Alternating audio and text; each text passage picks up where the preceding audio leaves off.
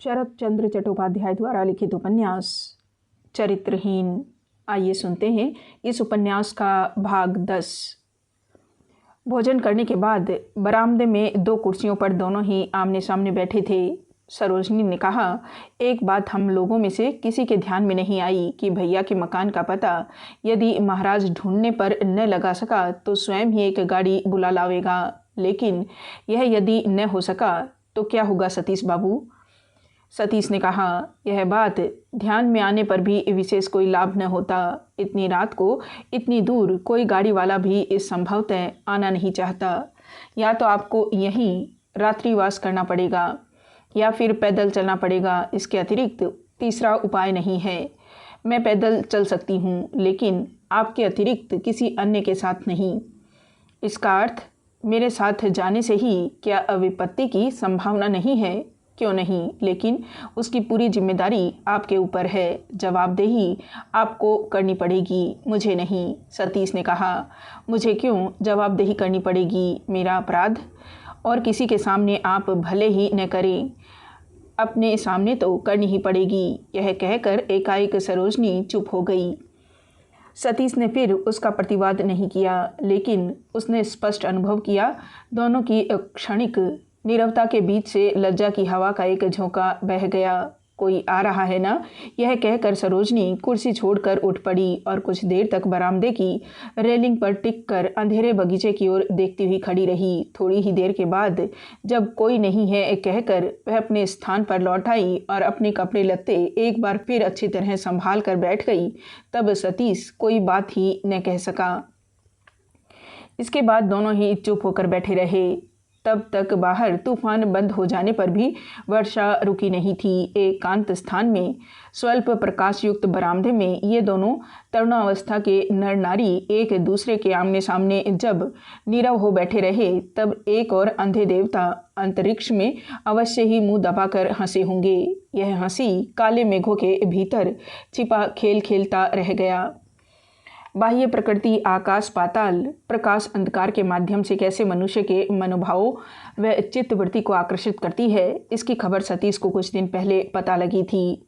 जिस दिन बिहारी के मुंह से सावित्री के विपिन के साथ चले जाने की बात सुनकर अपने भविष्य को दुख के सागर में डूबा हुआ समझकर बिल्कुल ज्ञान शून्य हो गया था और अकेला निर्जन स्थान में जाकर पड़ गया था, उस दिन ऐसे ही काले आकाश ने अपने शीतल हस्त से उसके हृदय की ज्वाला शांत करके सावित्री को क्षमा करना सिखाया था। और आज यह उद्दाम चंचल प्रकृति उसकी सजीवता के स्पर्श से उसकी निराशा पीड़ित चित्त को दुर्निवार वेग से किसी दूसरे ही रास्ते की ओर ढेल रही थी। सरोजनी ने एकाएक प्रश्न किया, आपके इस वनवास का अर्थ क्या है? सतीश बोला, अर्थ कुछ अवश्य ही है, वह तो है ही, लेकिन किसी को भी न बताकर क्यों भाग आए? लेकिन मैं भाग आया हूँ, यह समाचार किसने दिया? सरोजनी ने जरा हंसकर कहा, समाचार का मैंने स्वयं ही आविष्कार किया है। आप जिस दिन सवेरे चले आए उस दिन मैं स्वयं आपके डेरे पर जा पहुंची थी। सतीश ने आश्चर्य से कहा, समझ गया, उपेन भैया संभवतः मुझे ढूंढने के लिए गए थे और आप उनके साथ थी। वे जाएंगे यह मैं जानता था, लेकिन मुझे अनुपस्थित पाकर उन्होंने क्या किया? सरोजनी ने कहा, उन्होंने अवश्य ही कुछ कहा था, लेकिन मैंने सुना नहीं, क्योंकि वे स्वयं नहीं गए थे। मेरे हाथ से उन्होंने चिट्ठी भिजवा दी थी। सतीश ने पूछा, उसके बाद? सरोजनी ने कहा, मैंने जाने पर सुना आप सवेरे ही गाड़ी से चले गए हैं। मन में न जाने क्या विचार आया कि ब्राह्मण महाराज से कहकर दरवाज़ा खुलवाकर सारे डेरे को घूम घूम कर मैंने देखा। बाहर के बरामदे में एक साड़ी सूख रही थी। पूछने पर ज्ञात हुआ कि वह कपड़ा माई जी का है। वे बीमार हैं, आप उनको लेकर पश्चिम को चले गए हैं। अच्छा, वह कौन है? कहाँ? इस डेरे में तो उनको मैं देख नहीं रही हूँ। सतीश का चेहरा पीला पड़ गया। कुछ देर तक मौन रहकर बोला, ब्राह्मण महाराज ने कहा कि मैं उनको साथ लेकर पश्चिम को चला गया हूँ। बदमाश, झूठा। उपेन भैया ने उस पर विश्वास कर लिया। सतीश के मुंह का भाव और कंठ स्वर सुनकर सरोजनी आश्चर्य में पड़ गई। उसने कहा, उपेन बाबू तो थे नहीं, और विश्वास करने में भी दोष क्या है? यह माई जी आपकी कौन है सतीश बाबू? सतीश ने उपेक्षा से कहा, मेरी कौन? कोई भी नहीं? हमारे पुराने डेरे की नौकरानी शैतान बदमाश औरत बूढ़ी उम्र में बीमारी से मर रही है, इसलिए कुछ भीख मांगने आई थी। मैं उसको लेकर पश्चिम को चला गया हूँ। हरामजादा उल्लू मेरे सामने कहे तो उसका। सरोजनी के आश्चर्य का ठिकाना नहीं रहा। थोड़ी देर तक चुपचाप देखती रहकर उसने कहा, दासी, लेकिन इस बात से आप इतना उत्तेजित क्यों हो रहे हैं? सतीश ने कहा, अनुचित निंदा करने से कौन उत्तेजित नहीं होगा, बताइए। वह उस रात को बेहोश हो गई थी। सतीश ने ठीक उसी तरह उत्तेजित स्वर में कहा, हाँ हो गई थी, लेकिन इससे भी क्या हुआ?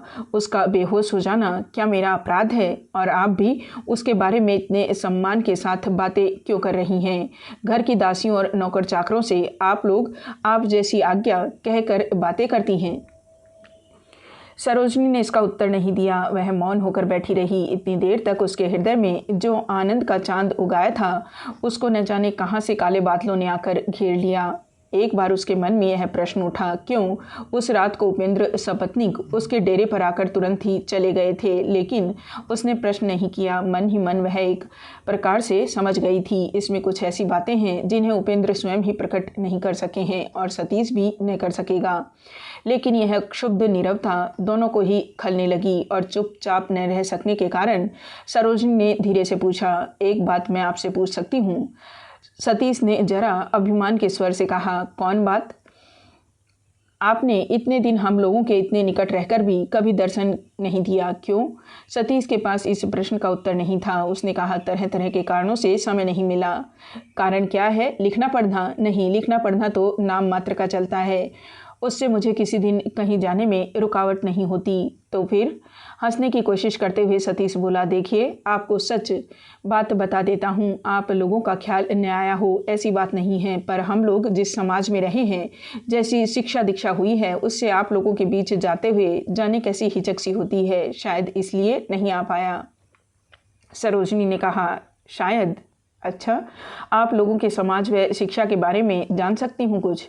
उपेन बाबू वगैरह के समाज के साथ भी शायद कोई विशेष समानता नहीं है, क्योंकि उन्हें तो हमारे साथ मिलने जुलने में कोई हिचक नहीं होती। सतीश के डेरे पर उस अज्ञात स्त्री की चर्चा छिड़ जाने के बाद से ही उसके हृदय में एक ज्वाला धधक रही थी। इन अनाप शनाप बातों से भरी कैफियत से उस ईर्ष्या की दहा और भी बढ़ गई। सतीश को छिपे तौर से अगर प्यार न करती तो यह सब छिपाना चुराना संभवतः उसके लिए छिपा ही रह जाता, किंतु प्रेम की अंतर्दृष्टि की इतनी सरलता से प्रसारित न किया जा सका। ठीक बात क्या है, इसकी जानकारी न होने पर भी उसका हृदय किस तरह मानो असल बात समझ गया। सतीश ने व्यथा भरे आश्चर्य के साथ सरोजनी की ओर देखा।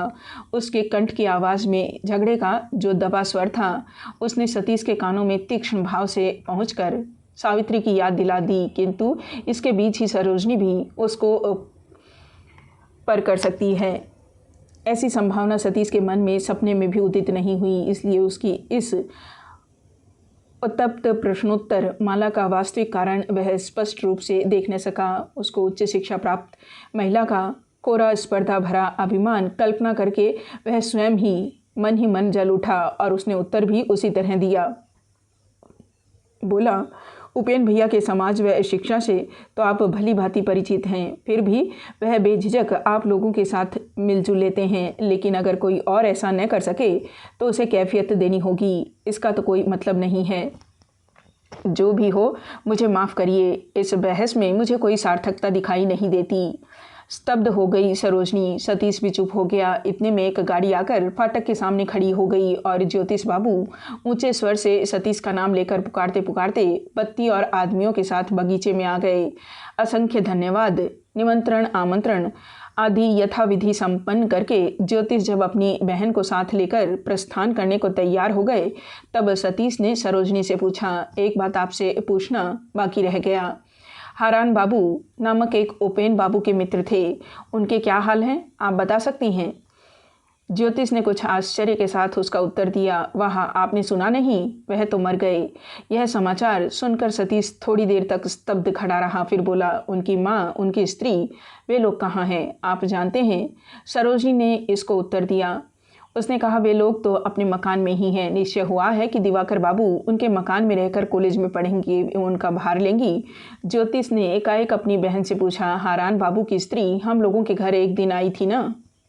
सरोजनी ने कहा, हाँ, बड़ी देर तक वह रही थी, बहुत सी बातें की थी। उसके अपने बारे में क्या बातें हुई थी, पति के शोक से भाभी की क्या हालत हुई थी, आदि जानने के लिए सतीश ने सरोजनी के मुंह की ओर एक उत्सुक दृष्टि डाली, क्योंकि उसके विषय में कड़ी आलोचना हुई थी, इसमें उसे संदेह नहीं थी। लेकिन उस अस्पष्ट प्रकाश में या तो सरोजनी उसके चेहरे का भाव न समझ सकी, अथवा समझकर भी सतीश का कौतूहल दूर करने की आवश्यकता उसने नहीं समझी। उसने भैया को आगे चलने के लिए हल्का धक्का लगाकर मृदु स्वर से कहा, अब देर मत करो भैया, चलो। हाँ बहन, चल, कहकर सतीश को नमस्कार करके वह बोले, फिर एक बार आपको असंख्य धन्यवाद सतीश बाबू। कल परसों एक दिन गरीब के यहाँ भी चरण धूलि पड़ जाती तो अच्छा होता। सतीश ने प्रति नमस्कार करके अस्पष्ट स्वर से जो कुछ कहा वह समझ में नहीं आया। सरोजनी लौटकर खड़ी हो गई और सतीश को एक छोटा सा नमस्कार करके चली गई। वहीं खड़े खड़े सतीश की आंखें भर आई। क्यों वह स्वयं कारण समझ नहीं सका, जाने क्यों मन बार बार कहने लगा कि उसकी सावित्री, उसकी भाभी, उसके ओपेन, सब ने उसे एक साथ छोड़ दिया है। इस निर्जन कुटिया को छोड़कर उसका अन्यत्र कहीं स्थान नहीं है। 2 महीने पूर्व हारान की मृत्यु के समय केवल 2-4 दिनों के लिए ही कलकत्ता में रहकर दिवाकर वापस चले जाने को बाध्य हो गया। इस बार यह निश्चय हो जाने से कि वह किरणमयी के संरक्षण में रहकर कलकत्ता के कॉलेज में बीए पढ़ेगा, वह अपने नए खरीदे हुए स्टील के बक्स में किताबें, कागज़ और कपड़े आदि भरकर एक दिन शाम को हारान बाबू के पाथुरिया घाट के मकान पर जा पहुंचा। किरणमयी ने उसको अल्पवयस्क छोटे भाई की तरह स्नेह के साथ ग्रहण किया। मामा के घर में सुरबाला के अतिरिक्त दिवाकर की देखभाल करने वाला कोई नहीं था। फिर उस देखभाल में भी महेश्वरी की कड़ी दृष्टि सनी की दृष्टि की भांति अधिकांश समय में ही बहुत सा रस सुखा डालती थी। लेकिन यहाँ इन सब उपद्रवों में से एक भी नहीं था। उपेक्षा से लगाया हुआ गमले का पौधा संयोगवश पृथ्वी की गोद में आश्रय पाकर काफ़ी रस मिलने से जिस प्रकार उसकी सूखी पतली जड़ें मिट्टी के भीतर सहस्रों भुजाएं बढ़ाने लगती है, किरणमयी के आश्रय में भी दिवाकर की ठीक वही दशा हुई। महानगरी के विस्तृत और विचित्र वातावरण में पड़कर देखते देखते उसकी संकुचित आशा तथा अंधकारपूर्ण भविष्य फड़क उठा। अपने को उसने बड़े रूप में अनुभव किया। बीए फेल करके विद्या अभ्यास का उसका पुराना बंधन छिन्न हो गया। फिर भी नए बंधन में अभी देर है। इस मधुर अवकाश काल में वह निरंतर सर्वत्र घूम घूम कर ज्ञान संग्रह करने लगा। थिएटर देखना कल्पना लोक में पहुंच गया। जू देखा तो दांतों तले उंगली दबा ली। म्यूजियम देखकर स्तंभित हो गया। शिवपुर का कंपनी बाग देखकर एक निबंध लिख डाला। गगनचुंबी अट्टालिकाओं की ऊंचाई को सिर उठाकर मुँह बाएं देखता ही रह गया और फिर अंत में एक दिन गाड़ी के नीचे आकर पैर में चोट लेकर लौट गया। चोट बहुत ज़्यादा नहीं थी। किरणमयी ने जल्दी से चूना हल्दी गर्म करके लेप लगाते हुए मुस्कुराकर पूछा, किसके नीचे आ गए छोटे देवर? घोड़ा गाड़ी थी या बैलगाड़ी? गुस्से से दिवाकर ने कहा, घोड़ा गाड़ी। चलो बच गए, नहीं तो लंगड़े पैर थाने में जुर्माना भरने जाना पड़ता। लज्जित स्वर में दिवाकर ने कहा, कुछ नहीं है, कल सवेरे तक ठीक हो जाएगी। किरणमयी बोली, वो तो हो ही जाएगी, पर ज़्यादा दूर मत जाना। सुना है बच्चे पकड़ने वालों का दल आया हुआ है यहाँ। इसी प्रकार दिन बीत रहे थे। अघोरमयी विभिन्न तीर्थ स्थानों में घूमकर एक दिन घर लौट आई। इसके पहले 2-1 दिन जो उन्होंने दिवाकर को देखा था, वह पुत्र शोक से मन इतना दुखी था कि उसके चेहरे की ओर नजर ही नहीं पड़ी। आज इस दाढ़ी मूछ विहीन सुंदर कांति वाले मनोहर लड़के की ओर देखते ही उनका मातृ हृदय स्नेह से पिघल गया। उन्होंने कहा, दीबू, मैं रिश्ते में तुम्हारी मौसी लगती हूँ, मुझे मौसी कहकर पुकारना बेटा। उसके भी माँ बाप जीवित नहीं हैं। सुनकर उनकी आंखें छलछलाई और बड़े बड़े 2 बूंद अश्रुकण आंचल के छोर से उन्होंने पोंछ डाले। उन्होंने कहा, भगवान ने मेरे हारान को छीन लेने पर भी यदि मुझे अभाग्नि को बचा रखा है तो अब इन्हें गिने दिन जीवित रहूं। तो बेटा मुझे छोड़कर कहीं मत जाना। यह कहकर हाथ से उसका मस्तक छूकर अपनी अंगुलियों को चूम लिया। उनकी बातें सुनकर और आंखों के आंसू देखकर दिवाकर आंखों के आंसू छिपाकर सामने से हट गया। इसके बाद कुछ ही दिनों में उनका दिवाकर के प्रति पुत्र प्रेम जादूगर के माया वृक्ष की भांति बढ़ता ही चला गया। इसी मकान में कई माह पूर्व उनका पुत्र मर गया था। उस निष्ठुर शोक के मातृत्व के खुराक में जगा रही थी। इन दिनों वही शोक अपेक्षाकृत शांत हो जाने से उनका क्षुधातुर मातृहृदय संतान के अभाव में टुकड़े टुकड़े होकर बिल्कुल ही बिखर पड़ता। इससे पहले ही उन्होंने संतान परित्यक्त उस शून्य सिंहासन पर दिवाकर को बड़े लाड से बैठा दिया था। सच बात यह है कि इस पुत्रहीना जननी ने कुछ दिन प्रवास में बिताकर घर लौट आने पर पुत्र का अभाव समूचे हृदय से पूरा कर लेना चाहा। एक और वह थी और दूसरी ओर थी किरणमयी। आदर यत्न की कोई सीमा नहीं रही। भूख न होने पर, जरा सा सर्दी जुकाम हो जाने पर जवाबदेही देनी पड़ती है। स्नेह के इस रहस्य को नहीं जानता था। जीवन के इस आकस्मिक परिवर्तन के प्रथम कुछ दिन उसको कुछ अटपटे से जान पड़े। चिर अभ्यस्त अनधिकार का संकोच बिल्कुल कट जाना नहीं चाहता था, तो भी थोड़े ही दिनों में उसका संकीर्ण मन इन दोनों नारियों के अपरिमित स्नेह से अपरिमित रूप से फैल गया। अंत में एक दिन उसके बहुक्लेशार्जित दुख सहने के अभ्यास सूखे चमड़े की भांति शरीर से अज्ञात रूप से झर गए। इसको वह जान भी न सका। क्रमशः देखने की सारी जगहें एक एक कर देख डाली उसने। कलकत्ते की सड़कों से अच्छी तरह परिचित वह अभ्यस्त हो जाने के कारण गाड़ी वाड़ी के नीचे आने की संभावना भी अब खत्म हो गई थी। अतः दिवाकर ने सभा समिति में योगदान देना, थोड़ा बहुत लिखना शुरू किया। अल्पावधि में ही वह एक मासिक पत्रिका का उत्साही व मान्य लेखक हो गया था। बचपन से ही गाने बजाने व साहित्य के प्रति अनुराग था। थोड़ी बहुत तुकबंदी भी कर लेता था। अब दिवाकर बंदोपाध्याय के नाम से कहानियाँ लिखने लगा। कॉलेज के कुछ लड़कों ने मिलकर चंद्रोदय नाम की मासिक पत्रिका निकाली थी। उसी को लेकर दिवाकर पागल हो उठा था। अब वह जब तक घर से बाहर नहीं निकलता उसको बहुत काम रहता। टूटी छत के निर्जन कोने में पेंसिल कॉपी लेकर गंभीर मुंह से वह बैठा रहता। स्नान भोजन की बात उसे स्मरण ही नहीं रहती। बहुत बुलाहट के बाद उसको नीचे उतारा जा सकता है।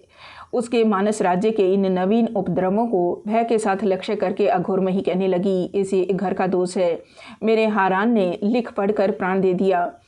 इसको भी देखती हूँ, उसी रोग ने पकड़ लिया है। नहीं बाबू, पराया लड़का। किरणमयी सब कुछ ही लक्ष्य कर रही थी। उसने हंसकर कहा, इसकी चिंता तुम मत करो माँ। उन्होंने जो लिखने पढ़ने में मन लगाया है उससे परमायु घटती नहीं बल्कि बढ़ती है।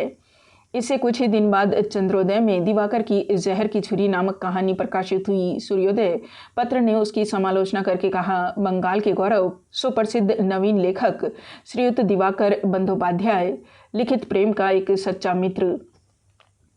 इस निर्जन चापलूसी को एक अकाट्य सत्य मानकर ग्रहण करने में दिवाकर ने तनिक भी संकोच नहीं किया। प्रथम यौनावस्था, इसके बीच उसने 2-4 भक्त इष्ट मित्रों की सहायता से सुनहरी टोपी माथे पर पहन ली थी। सूर्योदय के संपादक ने उसके ही चारों तरफ पोथियों की एक माला लपेट दी।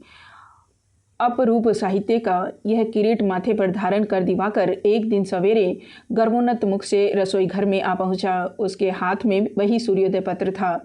किरणमयी रसोई पका रही थी। बोली, तुम्हारे हाथ में यह कैसी पत्रिका है बबुआ? ओह, यह एक मासिक पत्र सूर्योदय है।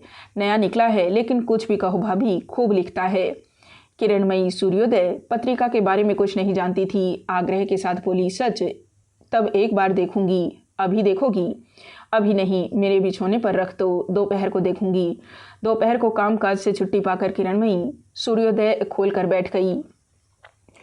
इधर उधर देखते देखते ठीक जगह पर ही उनकी दृष्टि पड़ गई। दिवाकर पास वाले कमरे में ही था। उठकर उसके पास जाकर उसने कहा, कहो बबुआ, जहर की छुरी कहाँ है? समालोचना तो तुमने दिखा दी, अब असल चीज निकालो। दिवाकर लज्जित होकर विनयपूर्ण कहने लगा, ओह, यह कहानी? वह तो कुछ भी नहीं है, वह तो हड़बड़ी में लिखी हुई है। किरणमयी हंसकर बोली, भले ही हो, तुम मुझे दो। यह कहकर उसने आप ही ढूंढकर चंद्रोदय का वह अंक निकाल लिया। वही उसे खोलकर वह कुर्सी पर बैठ गई। वह मौन होकर पढ़ने लगी, लेकिन दिवाकर आशा और आकांक्षा की तीव्र उत्तेजना छिपाकर झूठ मूठ एक पुस्तक के पन्ने पलटने लगा। उसके जहर की छुरी नामक कहानी की नायिका असाधारण सुंदरी और सोड़सी है। धनवान जमींदार की लड़की होकर भी उसने देवयोग से एक दरिद्र रूपमान युवक को प्रेम किया है। जमींदार को यह बात ज्ञात हुई तो उन्होंने विजय कुमार को देश निकाला दे दिया। लेकिन नगेंद्र नंदिनी को कुछ भी ज्ञात नहीं था। बसंत के मालती कुंज में बैठकर वह माला गूंथ रही थी। उधर रूप से मुग्ध पूर्णचंद्र पेड़ की ओट में झांक रहा था, लेकिन आकाश में आने का साहस नहीं करता। प्रभात की कल्पना करके बीच बीच में कोयल कूकती है। ऊपर लुब्ध भंवरा गुनगुनाता हुआ निद्रालस मालती की नींद तोड़ रहा है। उस समय धीरे धीरे वह कौन आ रहा है? हाँ, वही तो है, लेकिन यह कैसा वेश है? गेरुआ कपड़ा, अंग पर विभूति, गले में रुद्राक्ष की माला। नगेंद्र नंदिनी के हाथ में मालती की माला गिर पड़ी। विजेंद्र ने निकट आकर गीले कंठ से कहा, विदाई दो, जा रहा हूँ। नगेंद्र नंदिनी के सिर पर मानो सहसा वज्रपात हो गया। हृदय में लाखों बिच्छुओं ने डंस दिया। जान पड़ा मानो हृदय के सैकड़ों टुकड़े हो रहे हैं। उसकी आंखों में चंद्रमा का प्रकाश काला पड़ गया। मानो कोयल की कूक उल्लू की चिल्लाहट में बदल गई। युवती फिर खड़ी न रह सकी, मूर्छित होकर गिर पड़ी। यहाँ तक पढ़कर किरणमयी ने सहसा मुँह उठाकर कहा, छोटे बबुआ, तुम अवश्य ही किसी को प्यार करते हो, ठीक है? दिवाकर ने आश्चर्य में पढ़कर कहा, मैं? जी हाँ, तुम अवश्य ही छिपे तौर से तुम किसी को प्यार करते हो। इस आकस्मिक अपवाद की प्रबल लज्जा से दिवाकर हतबुद्धि हो गया। क्षण भर बाद कुंठित और व्यग्र होकर बोला, मैं? छी, राम कहो, कभी नहीं, किसी तरह भी नहीं। नहीं, बबुआ को किसी दिन बिच्छू ने डंक नहीं मारा, नहीं, किसी दिन नहीं।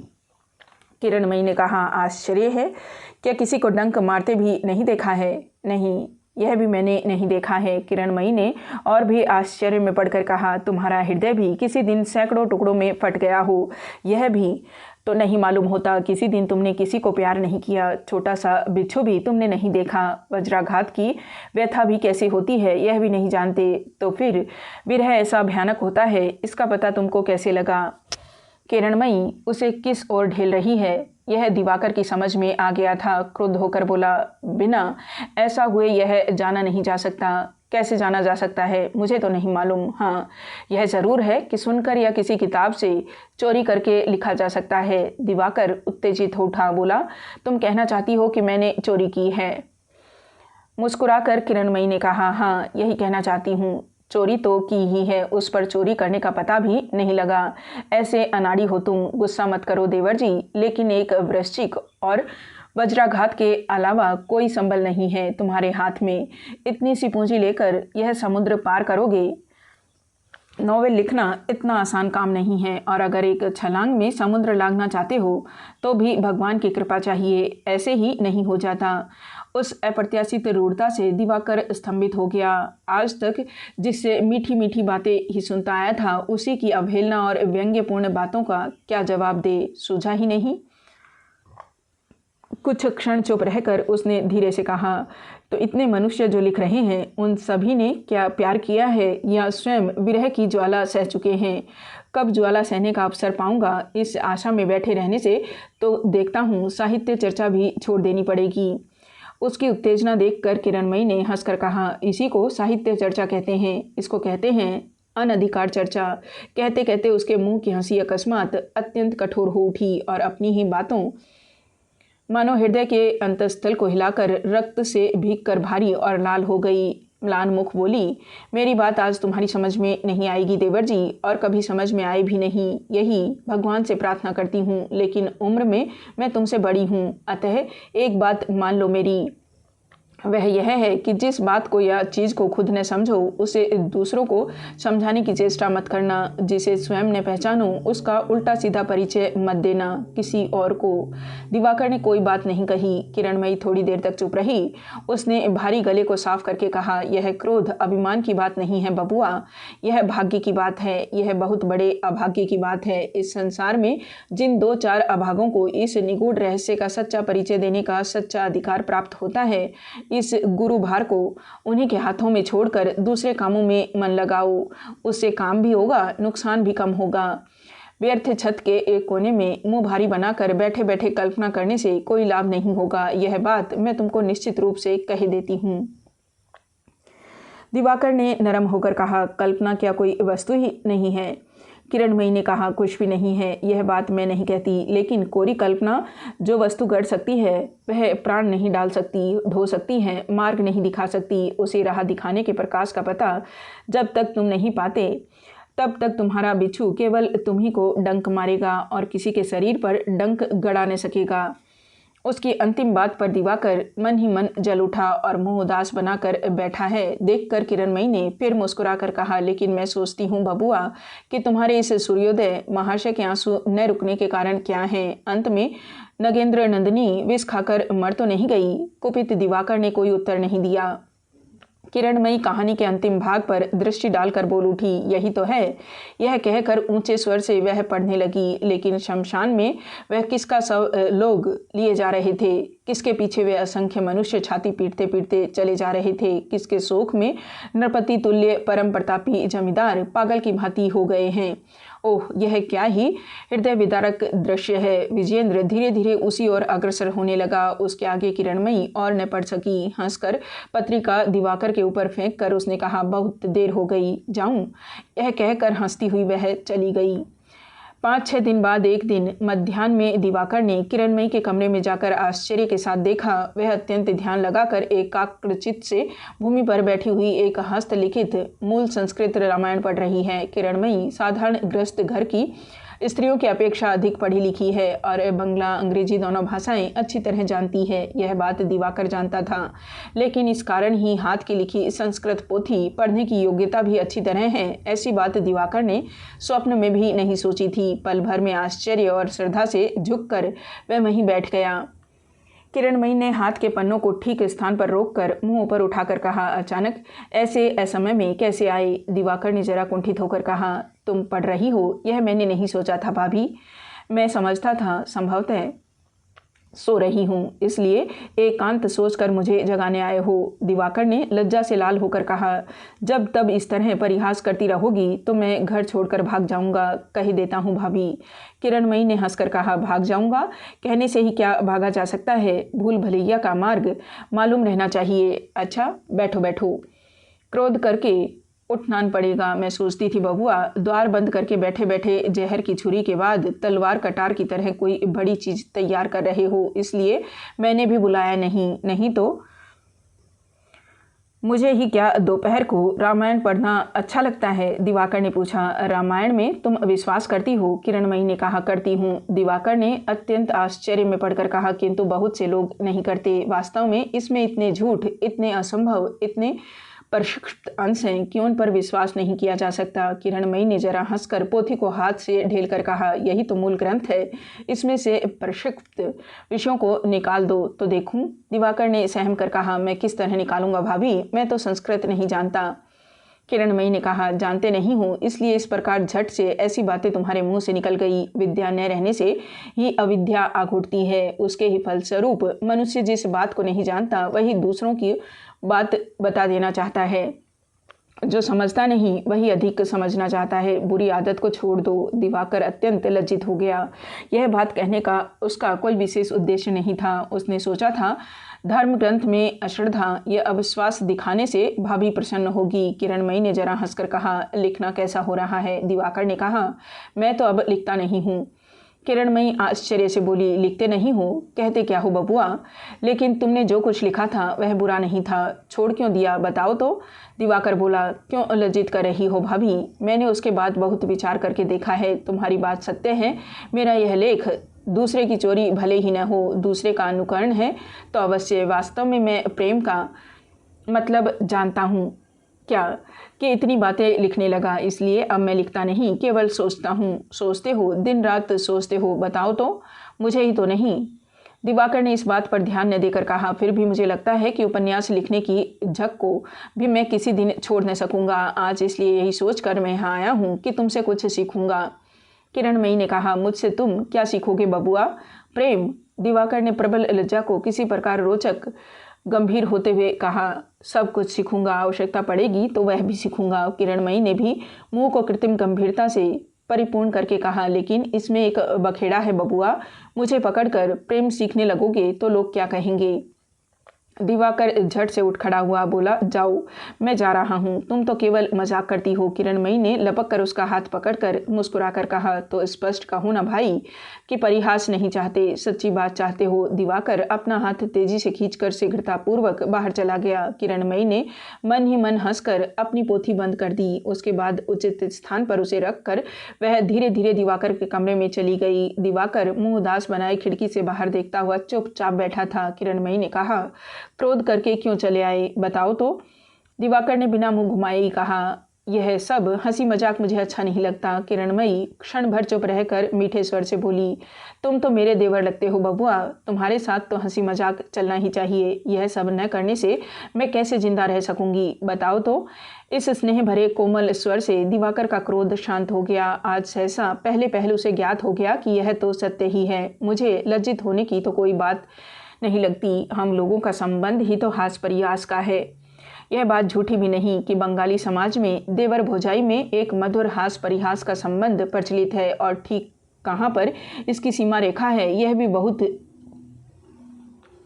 तो की दृष्टि से नहीं पढ़ने की आवश्यकता भी वे नहीं समझते। लेकिन इस निर्दोष हास परिहास की अधिकता से कभी कभी कितने विष बीज झर पड़ते हैं, और अदृश्य में वे ही बीज अंकुरित होकर विष वृक्ष में परिणत हो जाते हैं और किसी समय समूचे पारिवारिक बंधन को कलुषित कर देते हैं। इसका हिसाब किताब लोग रखते हैं। दिवाकर ने मुंह फेर कर अभिमान के स्वर से कहा, मैं सीखने गया और तुमने परिहास करके मुझे भगा दिया। किरणमयी ने बिछोने के एक छोर पर बैठकर कहा, क्या सीखने गए थे? दिवाकर ने कहा, वही जो मैंने कहा था कि कहानी लिखने का झक मैं किसी प्रकार भी छोड़ न सकूंगा, इसलिए मैंने सोचा कि तुम सिखा दोगी, बोलती जाओगी, मैं लिखता जाऊंगा। किरणमयी ने हंसकर कहा, वह तो फिर मेरा ही लिखना होगा बबुआ। होगा तो होने दो, लेकिन मेरा तो सीखना होगा। केवल जानने से ही तो नहीं होता, व्यक्त करने की शक्ति भी तो होनी चाहिए। वह तो चाहिए ही, लेकिन व्यक्त करोगे क्या, सुनूं तो? वही तो तुम बता दोगी भाभी। हंसी आ गई। फिर किरणमयी को बोली, तब तो किसी और को पकड़ो जाकर देवर जी, यह काम मेरा नहीं है। जल की मछली अगर यह समझना चाहे कि मरुभूमि में मनुष्य प्यास से कैसे मरता है, तो फिर कोई दूसरा ढूंढना पड़ेगा। मेरी बुद्धि से बाहर है यह। जरा चुप रहकर दिवाकर बोला, भाभी यह सच है कि मरुभूमि की तृष्णा से मैं अभिज्ञ नहीं हूँ, परंतु मैं जलचर भी नहीं हूँ तुम्हारी तरह। जब मेरा वास भी डांग पर है तो पिपासा की धारणा भी है। तुम कहकर तो देखो, एक बार मैं समझ पाता हूँ कि नहीं।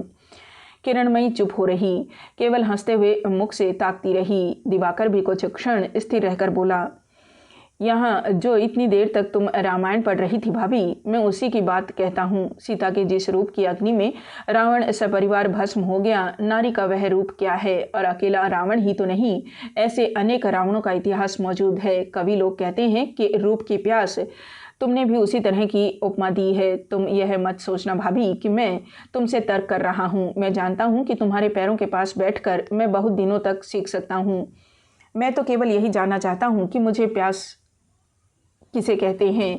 पानी देखने से ही तो मनुष्य को प्यास नहीं लग जाती, तो फिर रूप देखने से ही उसको प्यास क्यों लगेगी?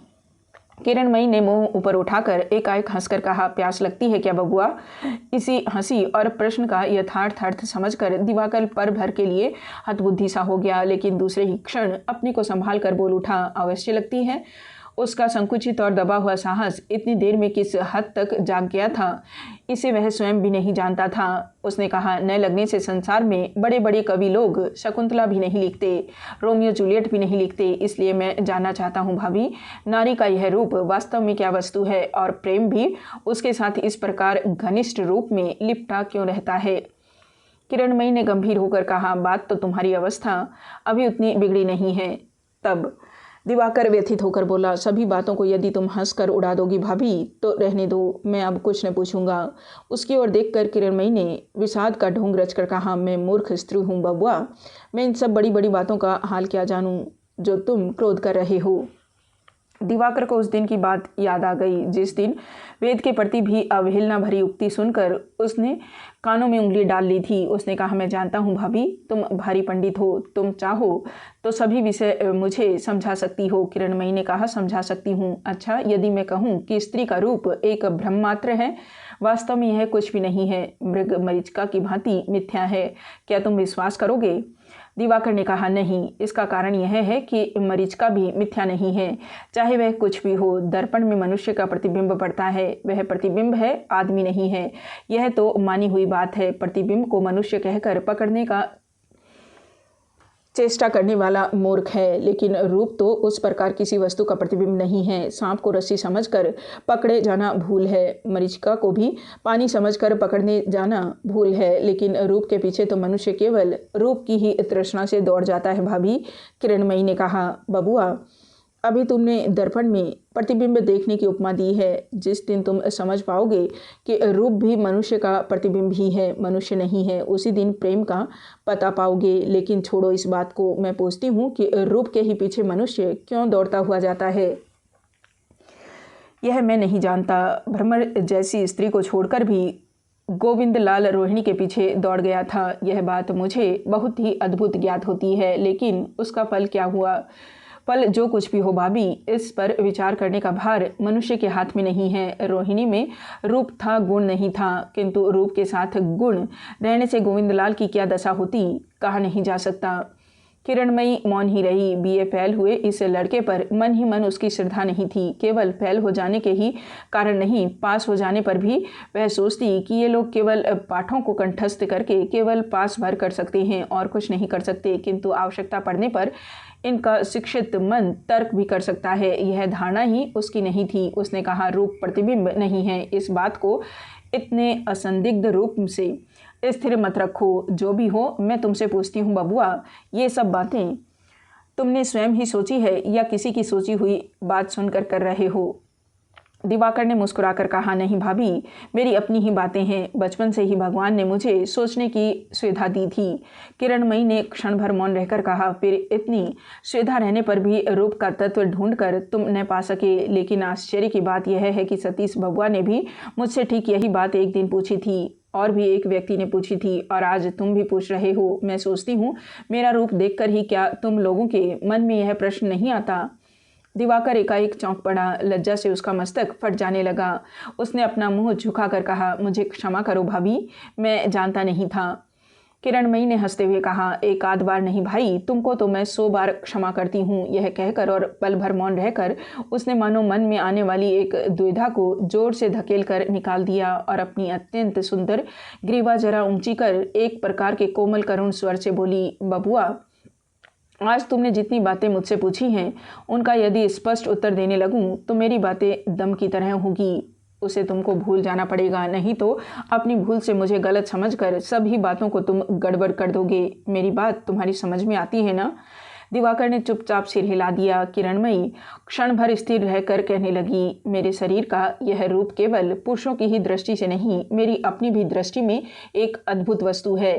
इसी से इसकी बात मैंने बहुत सोची है। जो कुछ मैंने सोचा है संभवतः वही ठीक भी है, हो सकता है नहीं भी हो, लेकिन वह जो कुछ भी हो, अपनी इस भावना को जब एक देवर से कहने में मैंने संकोच नहीं किया, तब तुमसे कहने में भी मैं नहीं हिचकूंगी। अपने आप को देखकर मुझे कैसा जान पड़ता है, जानते हो, ज्ञात होता है संतान धारण करने के लिए जो सब लक्षण सबसे अधिक उपयोगी है वह नारी का रूप है।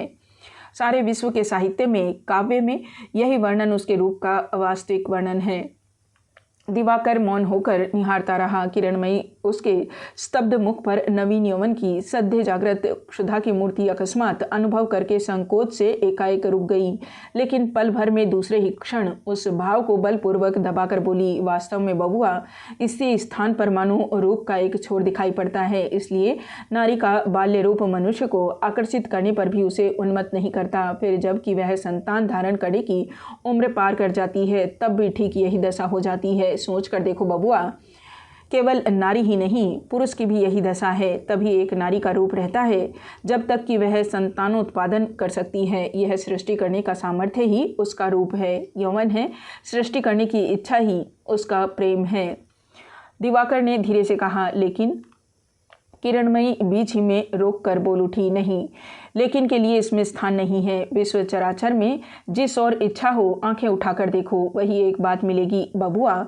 सृष्टि तत्व की मूल बात तुम्हारे सृष्टिकर्ता के ही लिए रहे, लेकिन इसके काम की और एक बात ध्यान से देखो, तुम देखोगे इसका प्रत्येक अणु परमाणु निरंतर अपने को नए रूपों में सृजन करना चाहता है। किस प्रकार वह अपने को विकसित करेगा, कहाँ जाने से, किसके साथ मिलने जुलने से, क्या करने से यह और भी सबल तथा उन्नत होगा, यही उसका अविराम उद्यम है। दृश्य हो अदृश्य हो, अंदर हो बाहर हो, इसी से प्रकृति का नित्य परिवर्तन होता रहता है। और इसलिए नारी में पुरुष जब ऐसा कुछ देख पाता है, ज्ञान से हो या अज्ञान से हो, जहाँ वह अपने को अधिक सुंदर और सार्थक बना सकेगा, तो उस लोभ को वह किसी प्रकार भी रोक नहीं पाता।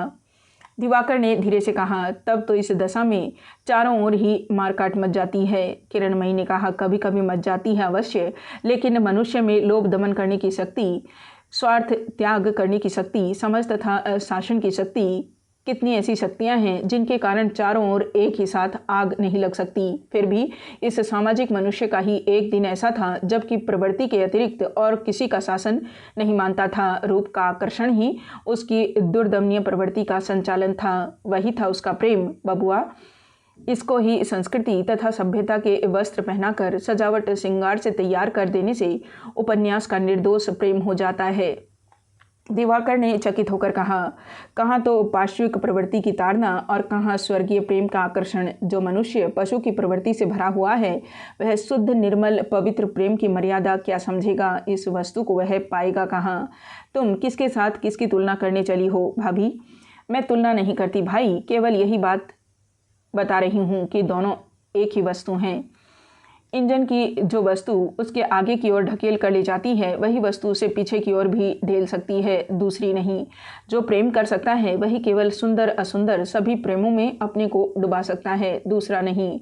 उसकी जिस वस्तु ने भ्रमर को प्रेम किया था, ठीक वही वस्तु उसको रोहिणी की ओर भी खींच ले गई थी। लेकिन हरलाल जो वह कर नहीं सका, उसने सांसारिक भले बुरे कर्तव्य अकर्तव्य सुविधा असुविधा पर सोच विचार करके आत्मसंयम किया था। लेकिन गोविंदलाल यह नहीं कर सका। फिर भी हरलाल गोविंदलाल से अच्छा मनुष्य नहीं था, बहुत बुरा था, तो भी उसने जिसे घृणा से त्याग दिया था, दूसरे ने उसी को सिर पर चढ़ा लिया। यह सिर पर चढ़ा लेना तरह तरह के कारणों से व्यर्थ हो सकता है, लेकिन समस्त बुद्धि ग्लानि लज्जा के अतिरिक्त एक बृहत्तर सार्थकता का संकेत एक व्यक्ति को खींचकर एक दूसरे के पास ले जाता हो, ऐसी बात भी तो कोई बलपूर्वक कह नहीं सकता भाई। दिवाकर क्षोभ के साथ बोला, तुम्हारी सभी बातों को यद्यपि मैं समझ नहीं सका, लेकिन पवित्र प्रेम स्वर्गीय नहीं है, ऐसी अद्भुत बात को मैं किसी प्रकार भी मान नहीं सकता भाभी। किरणमयी ने कहा, तुम्हारे मानने पर तो कुछ भी निर्भर करता नहीं बबुआ। हम लोगों का यह शरीर भी तो अत्यंत नश्वर है, बिल्कुल ही पार्थिव वस्तु है, लेकिन इसमें तो मैं कोई दुख का कारण नहीं देखती। शिशु जन्म लेने के बाद जब तक अपने जड़ शरीर में सृष्टि शक्ति का संचय नहीं करता, तब तक प्रेम का सिंहद्वार उसके लिए बंद ही रहता है। प्रवृत्ति की भी ताड़ना से वह उस सिंहद्वार को पार कर आता है। उसके पहले वह अपने माता पिता को, भाई बहन को प्यार करता है, इष्ट मित्रों को भी प्यार करता है, किंतु जब तक उसका पंचभूत का शरीर बड़ा नहीं हो जाता, तब तक तुम्हारे पवित्र प्रेम की कोई भी खबर का अधिकार उसको नहीं मिलता। तब तक स्वर्गीय आकर्षण उसे तिल भर भी नहीं हिला पाता। पृथ्वी का आकर्षण तो सदा से ही उपस्थित है, लेकिन उस आकर्षण से वृक्ष का पका फल ही आत्मसमर्पण करता है, कच्चा फल नहीं कर सकता। उसका रेशा गुदा पृथ्वी के रस से ही पकता है, स्वर्गीय रस से नहीं पकता। सुंदर पुष्प रूप से गंध से मधुमक्खियों को खींचकर फल पर परिणत हो जाता है, वही फल फिर गिरकर भूमि पर अंकुरित हो जाता है। यही है प्रवृत्ति, यही है उसका स्वर्गीय प्रेम। सारे विश्व में यह जो अविच्छिन्न सृष्टि नाटक चल रहा है, रूप का खेल चल रहा है, वह स्वर्गीय नहीं है। इसलिए दुख मानने या लज्जित होने का तो कोई कारण ही मैं नहीं देखती। कुछ रुक कर किरणमयी बोली, अंधकार में भूतों के भय से यदि नेत्र बंद करके ही तुम आराम पाते हो, तो मैं तुमको नेत्र खोल कर देखने को नहीं कहती, लेकिन मैं प्रवृत्ति को ताड़ने नहीं चाहती, स्वर्गीय प्रेम का ही उपभोग करूंगी। प्रेम ऐसी साधारण वस्तु नहीं है। दिवाकर ने पूछा, तो फिर संसार में पवित्र प्रेम, घृणित प्रेम, ये दो क्यों हैं? किरणमयी हंस पड़ी, बोली, तुम्हारा यह तर्क तो ठीक सतीश बबुआ के ही तर्क की तरह हुआ। संसार में इन दोनों के रहने की बात है, इसलिए है। जिसको तुम घृणित कहते हो, वास्तव में वह तो सुबुद्धि का अभाव है, अर्थात जिसको प्रेम का कारण उचित नहीं था, उसे ही प्रेम करना। अपनी ही असावधानी से पेड़ से गिरकर हाथ पैर तोड़ लेने का अपराध पृथ्वी के प्रत्याकर्षण पर मर देना और प्रेम को कुत्सित घृणित कहना एक ही बात है बबुआ। इसी प्रकार संसार में एक का अपराध दूसरे के सिर पर रख दिया जाता है। यह कहकर एकाएक किरणमयी मौन हो रही और अपने हृदय में क्या इसे मानो भली भांति देखने लगी। दूसरे ही क्षण बोली, जीवन का प्रत्येक अणु परमाणु अपनी उत्कृष्ट परिणति के बीच विचार करने का लोभ किसी प्रकार भी संवरण कर सकता है।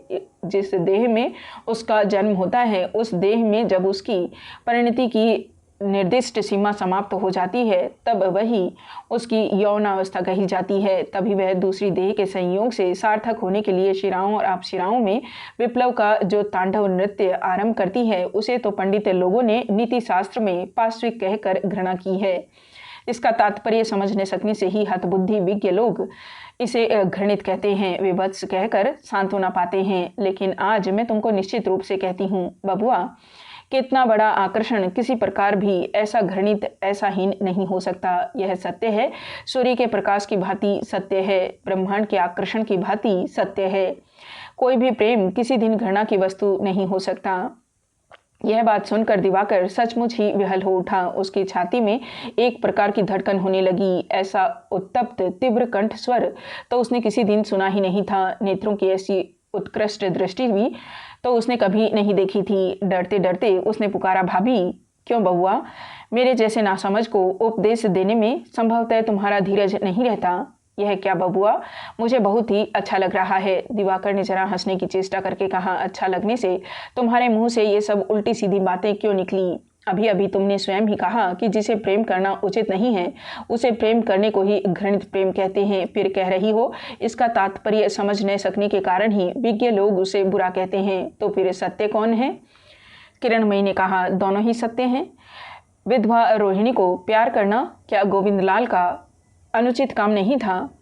प्रेम करना क्या कोई एक काम है कि उसका न्याय अन्याय होगा? स्त्री को छोड़ जाना ही उसका बुरा काम है। दिवाकर फिर एक बार उत्तेजित हो उठा, बोला, छोड़कर चला जाना तो अवश्य ही बुरा काम है, 1000 बार बुरा काम है। लेकिन अपनी स्त्री को छोड़कर किसी दूसरी स्त्री को मन ही मन प्यार करना भी क्या अन्याय नहीं है?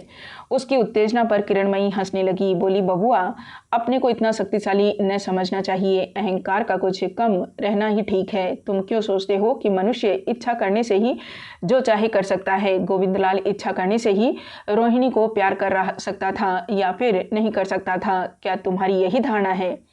नहीं, मेरी यह धारणा नहीं है। इच्छा के साथ प्रयत्न भी करना चाहिए, किरणमयी ने कहा। फिर उसके साथ अक्षमता और क्षमता भी तो रहनी चाहिए। केवल प्रयत्न करने से ही काम नहीं चलता। उस छत के नीचे बैठे बैठे यदि तुम्हारे सिर पर पेड़ भी उगाए तो भी कालिदास की भांति तुम एक और मेघदूत न लिख सकोगे। मेघ देखकर तुमको आंधी पानी की आशंका ही होगी। सर्दी लग जाने के भय से ही तुम व्याकुल हो उठोगे। विरही का दुख सोचने का समय न पाओगे।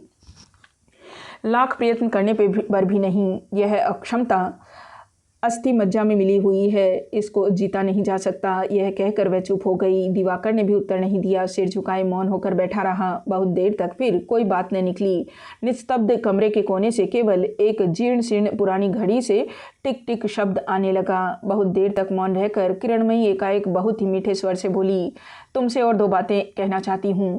उस दिन तुम्हारी जहर की छुरी लेकर चाहे जो कुछ मैंने कह डाला हो बबुआ, मैंने यह भी देखा था कि तुम्हारे हृदय में एक ऐसी भी वस्तु है जो वास्तव में ही प्रेमिका है, सचमुच कवि है। इस वस्तु को यदि तुम नष्ट न करना चाहो तो दूसरों को अपराधी बनाने के इस सुख से अपने को ही वंचित करना होगा। इस बात को कभी मत भूल जाना कि कवि विचारक नहीं है।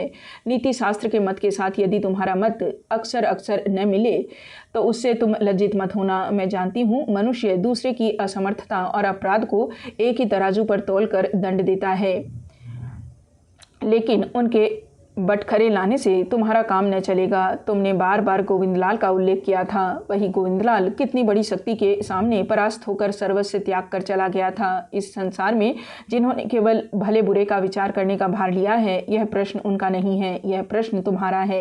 हत्या के अपराध में जज साहब जब किसी अभागे को फांसी की सजा देते हैं तब वे विचारक हैं, लेकिन अपराधी के हृदय की दुर्बलता अनुभव करके जब वे सजा हल्की कर देते हैं तब वे कवि बन जाते हैं। बबुआ जी, भाभी, इसी प्रकार संसार के सामंजस्य की रक्षा होती है। इसी प्रकार संसार की भूलें, भ्रांतियाँ और अपराध असहनीय नहीं होने पाते। कवि केवल सृष्टि ही करता है, यह बात नहीं है, कवि इस सृष्टि की रक्षा भी करता है।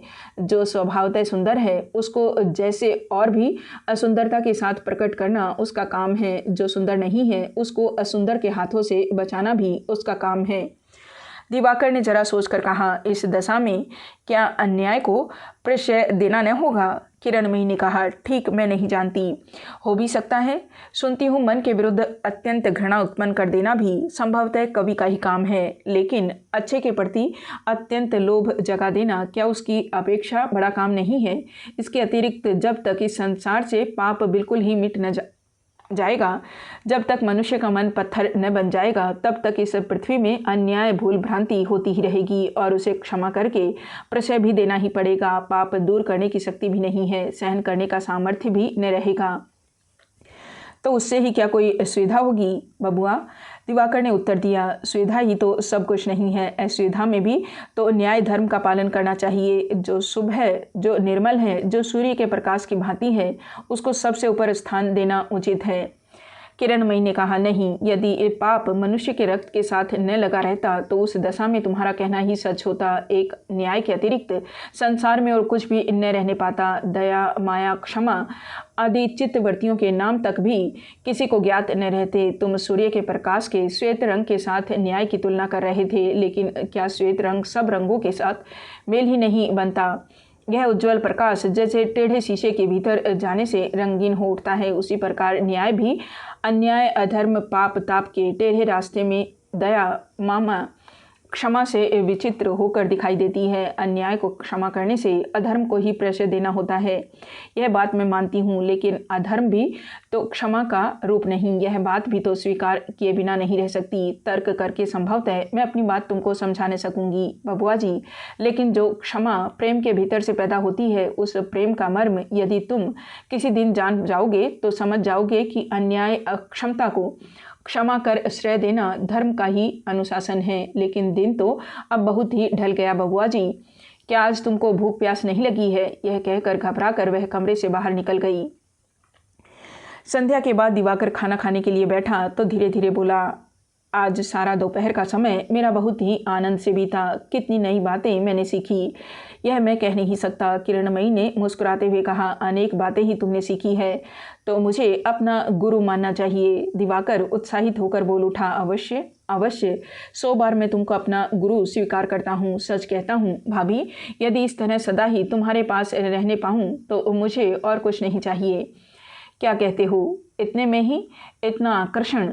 दिवाकर का चित्त उसकी बातों की धारा में मग्न हो गया था। सरल मन से बोला, तुमको छोड़कर एक दिन भी मैं कहीं रह न सकूंगा भाभी। किरणमयी हंस पड़ी और बोली, चुप चुप, यदि कोई सुन लेगा तो चकित हो जाएगा। दिवाकर होश में आकर अत्यंत लज्जित हो गया।